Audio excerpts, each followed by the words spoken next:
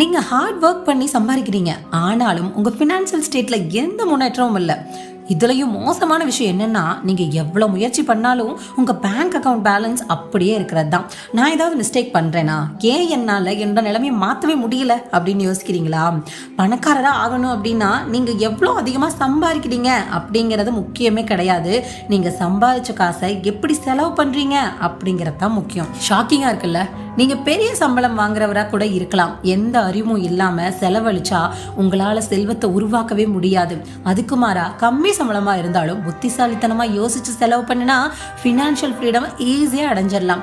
Night பகலாக extra duty பார்க்குறீங்க, கூட்ட நெரிசலான பஸ்ஸில் ட்ராவல் பண்ணி வேலைக்கும் போகிறீங்க, டிராஃபிக்கில் ஸ்விக்கி, ஜொமேட்டோ, ராபிடோ மாதிரியான வண்டி ஓட்டுற வேலையும் நீங்கள் பார்க்கலாம். ஐடி கம்பெனியில் மணிக்கணக்காக செய்கிற கம்ப்யூட்டர் ஜாபையும் பார்க்கலாம். ஏன் கட்டட வேலை, கூலி வேலைன்னு எதுவாக வேணாலும் நீங்கள் பார்க்கலாம். இதெல்லாம் எதுக்கு?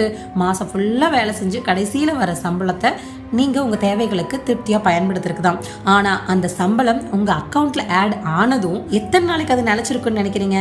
ரொம்ப நாளைக்கு கிடையாது. சீக்கிரமாகவே அது தீர்ந்து பண தேவையும் வந்துடும். வாடகை, ஈபி, மளிகை சாமான், ஆசைக்கு பெருமைக்கு வாங்குற பொருட்களுக்கு கட்ட வேண்டிய EMI, internet, credit card bills, இது எல்லாத்துக்கும் வர்ற சம்பளம் கண்ணை மூடி திறக்கிறதுக்குள்ள காலி ஆயிடுது. ஒவ்வொரு மாதமும் இது திரும்ப திரும்ப ரிப்பீட்டே ஆகிட்டு இருக்கு. வேலை, சம்பளம், செலவு, கடன், திரும்ப இதே ரிப்பீட். இதனால ஸ்ட்ரெஸ்ஸு, சோர்வு இதெல்லாம் தான் அதிகரிக்குது. இதெல்லாமே எனக்கு பழகிருச்சு அப்படின்னு நீங்கள் சொன்னாலும் நீங்கள் மட்டும் கிடையாது, கோடிக்கணக்கான மக்கள் இன்னும் இந்த நிலைமையில தான் காலத்தை ஓட்டிக்கிட்டு இருக்காங்க. எக்ஸாம்பிளுக்கு இவர் தான் அரவிந்த். ஒரு பெரிய பணக்கார குடும்பத்தில் பிறந்தவர் கிடையாது. பிறப்பிலேயே இவருக்கு அதிர்ஷ்டமும் இல்லை. நம்மள மெஜாரிட்டியான மனுஷங்கள்லாம் எப்படி மாச சம்பளத்துக்கு வேலைக்கு போகுமோ அதே மாதிரி தான் இவரும் போயிட்டு இருக்காரு. ஆனா இவர் ஒரு முக்கியமான முடிவை எடுத்திருக்காரு. கிடைச்ச பணத்தை கண்டபடி செலவு பண்ணாம பணத்துக்கான சில சிம்பிள் ரூலை ஃபாலோ பண்ண ஸ்டார்ட் பண்ணாரு.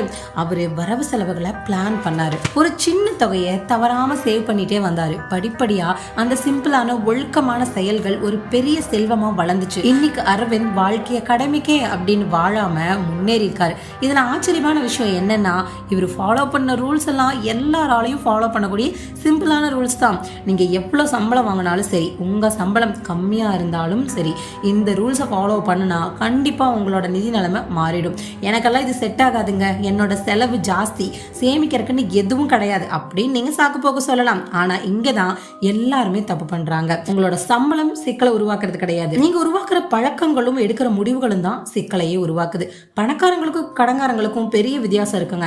பணக்காரங்க ஒன்றும் அதிபுத்திசாலியோ இல்ல லக்கியோ கிடையாது, அவங்க வித்தியாசமான பழக்கங்களை உருவாக்குறாங்க. அந்த பழக்கங்களை பத்தி தான் இந்த வீடியோவில் நம்ம தெளிவா பார்க்க போறோம். வாரன் பஃபட் பத்தி உங்களுக்கு தெரியும் இல்லையா? அவங்க இப்ப பெரிய பில்லியனரா இருந்தாலும் 1958 இருந்து இப்ப வர ஒரே வீட்டில் தான் வசிச்சுட்டு வராரு. கிட்டத்தட்ட 60 வருஷத்துக்கு மேல அதே வீட்டில் தான் வசிச்சுட்டு வராரு, பழசா இருந்தாலுமே. பட் சில பேர் கொஞ்சம் வருஷத்துலயே வீட்டை அப்கிரேட் பண்ணணும், ஃபெசிலிட்டிஸ் இருக்கிற ஏரியாக்கா பார்த்து ஷிஃப்ட் பண்ணணும் அப்படின்னு எதேதோ காரணத்தை சொல்லி வீட்டை மாற்றிட்டே இருப்பாங்க, இல்லை ஆல்ட்ரேட் பண்ணிகிட்டே இருப்பாங்க. ஆனால் வாரன் பஃபட் அவர்கள் ஒரே வீட்டில் தான் இருந்தாங்க, அவ்வளோ பணம் இருந்தும். ஏன்னா செல்வம், பணம் அப்படிங்கிறது நீங்கள் செலவு பண்ணுற பணத்திலிருந்து கால்குலேட் பண்ணப்படுறது கிடையாது, நீங்கள் எவ்வளோ உருவாக்குறீங்க அப்படிங்கிறத பொறுத்தது தான்.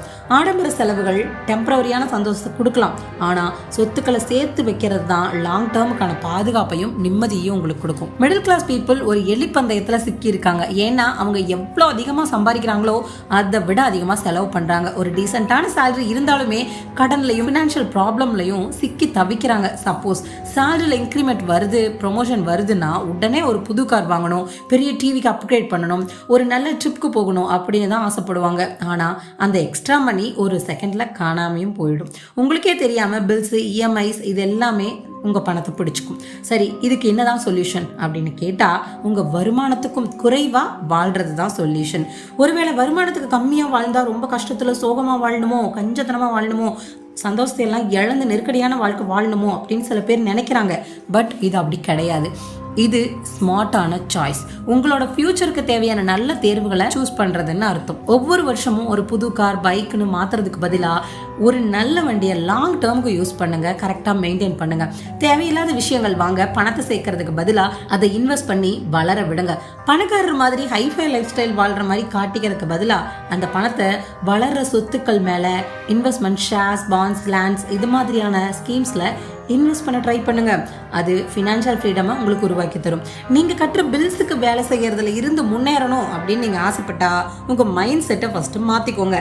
பணக்காரங்க சொத்துக்களை வாங்குறாங்க, பட் ஏழைகள் கடனை தான் வாங்குறாங்க. இதுலயும் மிடில் கிளாஸ் பீப்புள் சொத்துன்னு நினைக்கிற சில லயபிலிட்டிஸ்க்காக கடனை வாங்குறாங்க. உங்களை நீங்களே கேட்டுக்கோங்க, நீங்க செலவழிக்கிற பணம் உங்களை பணக்காரராக்குதா இல்ல ஏழை ஆக்குதா?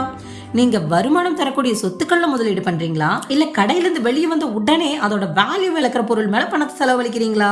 இதை இன்னும் தெளிவா ஒரு ஸ்டோரி மூலம் எக்ஸ்பிளைன் பண்றேன், கேளுங்க. இவங்க தான் கனி. 2 வருஷத்துக்கு ஒரு தடவை கார் வாங்குறது, பிராண்டட் ட்ரெஸ் வாங்குறது, காஸ்ட்லி ரெஸ்டாரண்ட்ல சாப்பிட்றது, சோஷியல் மீடியாவில் தன்னோட லைஃபை ஷோ கேஸ் பண்ணுறதுன்னு இதுக்காகவே செலவு பண்ணுவாங்க. பார்க்குற எல்லாரும் என்னமோ இவங்க ஒரு சக்ஸஸ்ஃபுல் பர்சன் மாதிரி தெரியும். ஆனால் அவங்க கிட்ட வெளிக்காட்டுற ட்ரெஸ்ஸை தவிர வேற எதுவுமே கிடையாது. இவங்க தான் ரீனா. இவங்க என்ன பண்ணுறாங்கன்னா ஒரு பழைய காரை தான் யூஸ் பண்ணிட்டு இருக்காங்க. வீணா எந்த பொருளும் வாங்க மாட்டாங்க. கிடைக்கிற சம்பளத்தில் ஒரு பார்ட்டை இன்வெஸ்ட்மெண்ட் பண்ணுவாங்க. ஷேர்ஸு, மியூச்சுவல் ஃபண்ட்ஸ், இந்த மாதிரி ஸ்கீம்ஸில். ஒரு 10 வருஷத்துக்கு அப்புறம் 2 பேருமே மீட் பண்ணிக்கிறாங்க. ரீனா ஃபினான்ஷியலாக செட்டில் ஆகிருப்பாங்க. ஆனால் கனி லக்ஸரியாக நல்லா வாழ்கிறேன் அப்படிங்கிற தோற்றத்தை நிலைக்க வைக்கவே முயற்சி பண்ணிட்டு இருப்பாங்க. இங்கே டிஃப்ரென்ஸ் என்ன அப்படின்னா வருமானமோ அதிர்ஷ்டமோ கிடையாது. 2 பேரும் சூஸ் பண்ண முடிவுகளும் பழக்கங்களும் தான். ஸோ ஃபேமஸாக நல்லா வாழ்கிறோம்னு எல்லாருக்கும் தெரியப்படுத்தணும்னு நினைக்காம, மற்றவங்க நம்மளை பெருமையாக பேசணும் அப்படின்னு நினைக்காம, அதுக்காக செலவு பண்ணாமல் உங்கள் ஃப்யூச்சருக்காக பணத்தை சேவ் பண்ண ட்ரை பண்ணுங்க. லாஸ்ட்டாக கடனை குறைத்தல். கெட்ட கடனை சீக்கிரமாக முடிச்சிருங்க. கடனில் என்ன நல்ல கடன் கெட்ட கடன் அப்படின்னு நீங்கள் கேட்கலாம். ஷார்ட் அண்ட் கிறிஸ்பாக சொல்கிறேன், கேட்டுக்கோங்க. கடனுங்கிறது வெறுமனே வட்டியோட திருப்பி செலுத்துகிற பணம் மட்டும் கிடையாது. இது உங்களோட ஃபினான்ஷியல் ஃபியூச்சரை மேம்படுத்தவோ இல்லை மோசமாக்கவோ கூடிய ஒரு கருவி. நல்ல கடன் அப்படின்னா நீங்கள் வாங்குற கடன் தொகை உங்களுக்கு ஃபியூச்சரில் ஒரு இன்கம்மை தரக்கூடிய, இல்லைனா உங்கள் சொத்து மதிப்பை இன்க்ரீஸ் பண்ணக்கூடியதுக்காக யூஸ் பண்ணுறது. எக்ஸாம்பிளுக்கு home loan, education loan, business loan, இந்த மாதிரி. இதுவே கெட்ட கடன் அப்படிங்க வாங்குற கடனால் கிடைக்கிற பொருளோ சர்வீஸோ வேல்யூ காலப்போக்கில் கம்மியாகிறதோட இல்லாமல் அதிக வட்டியையும் உங்ககிட்ட இருந்து பறிச்சிடும். இது ஃபினான்ஷியலாக ரொம்ப அஃபெக்ட் பண்ணும். எக்ஸாம்பிளுக்கு credit card, personal loan, car loan, ஏன்னா இதெல்லாமே டிப்ரிசியேஷன் அசட். இதனால கடன் வட்டி ஏறுமே தவிர ஒரு வருமானமும் உங்களுக்கு இருக்காது. இதுவே பிஸ்னஸ்க்காக நீங்கள் கார் லோன் எடுக்கிறீங்கன்னா அது மூலிமா உங்களுக்கு ஒரு இன்கம் கிடைக்கும். ஸோ அது அப்ரிசியேஷன் அசட்டாக மாறிடும். ஸோ கெட்ட கடன்களை ஃபஸ்ட்டு அடைக்கிறதுல கவனத்தை செலுத்துங்க. எக்ஸாம்பிளுக்கு கிரெடிட் கார்டு கடனை சீக்கிரம் அடைச்சா நீங்கள் மாதம் மாதம் கட்டுற வட்டி பணம், இஎம்ஐ இன்ட்ரெஸ்ட், இது எல்லாமே உங்களோட ஃபியூச்சர் இன்வெஸ்ட்மெண்ட்காக யூஸ் ஆகும் இல்லையா? ஸோ இன்க்ரிமெண்ட் ப்ரொமோஷன் கிடைச்சா அந்த பணத்தை எக்ஸ்ட்ராவாக செலவு பண்ணாமல் இன்வெஸ்ட்மெண்ட்டுக்கு யூஸ் பண்ணுங்கள். 2வது, நீங்கள் நல்லா சந்தோஷமாக வாழ்கிறீங்கன்னு மற்றவங்களுக்கு ஷோகேஸ் பண்ணுறதுக்காக செலவு பண்ணாமல் அந்த பணத்தை இன்வெஸ்ட்மெண்ட் பண்ணி உங்களோட ஃபியூச்சருக்கு சேவ் பண்ணுங்கள். லாஸ்ட்டாக கடன் இருந்ததுன்னா அதை மொத்தமாக கட்டி முடிச்சிருங்க, இல்லைன்னா குறைச்சிட்டே வாங்க. அப்பதான் உங்களோட பணம் உங்களோட ஃபியூச்சருக்கு ஹெல்ப் பண்ணும், அடுத்தவங்களுக்காக இல்லாம. இந்த சின்ன சின்ன சேஞ்சஸ் எல்லாமே ஒரே நைட்ல நடக்காது. ஆனா தொடர்ந்து செஞ்சுட்டே வந்தா ஒரு வருஷத்துல உங்க ஃபினான்ஷியல் சிச்சுவேஷன் நல்ல முறையில சேஞ்ச் ஆயிடும். இந்த வீடியோ உங்களுக்கு பிடிச்சதுன்னா லைக் பண்ணுங்க, கமெண்ட் பண்ணுங்க, உங்க ஃப்ரெண்ட்ஸ்க்கு ஷேர் பண்ணுங்க. மறக்காம நம்ம சேனலை சப்ஸ்கிரைப் பண்ணிட்டு பெல் பட்டனையும் கிளிக் பண்ணிக்கோங்க. தேங்க்யூ.